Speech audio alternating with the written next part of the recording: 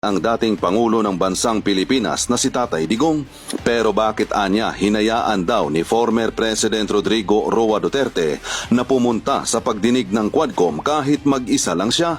May 3 abogado siyang kasama pero hindi ito pinayagan ng Quadcom na tulungan si former President Rodrigo Roa Duterte. Walang podigo na dala, tanging candy lang na white rabbit ang bitbit. Pero bakit nga ba hinayaan ito ni Tatay Digong na tanungin siya ng mga tanong na walang kakwenta-kwenta katulad na lang dito sa mga tanong ni Franz Castro? Ayon pa kay Congressman Marcoleta na sinadya ito ni former President Rodrigo Roa Duterte para ma-expose sa sambayanang Pilipino kung gaano kawalang kwenta ang mga congressman sa Quadcom. May mga abogado naman anya pero dahil nga busog sila sa pera na galing kay Tambaluslos, kahit pa alam nila ang totoo, gagawin pa rin nila kahit mali para linlangin ang mga Pilipino sa kung ano talaga ang totoo. Pero hindi sila nagtagumpay, binaon sila sa kahihiyan at real talk ang inabot ng mga buhayang congressman kay Tatay Digong.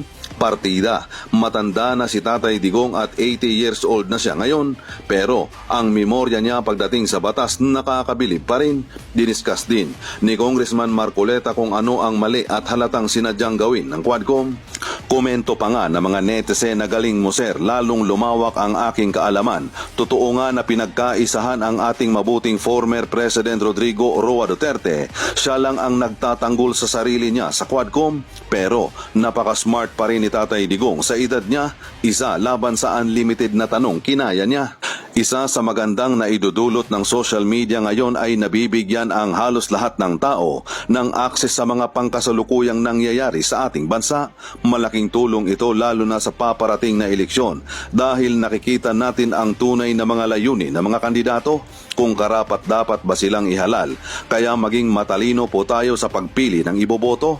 Huwag niyong ipagbili ang inyong dignidad dahil sa nakikita at nararanasan natin ngayon. Tayo rin at ang ating mga anak at susunod pang henerasyon natin ang magdudusa sa mali nating desisyon. Salamat at may ganitong programa, natututo ako tungkol sa karapatang pangtao at tungkol sa batas. Kaya pala, sapol na sapol silang lahat sa hearing kay former President Rodrigo Roa Duterte.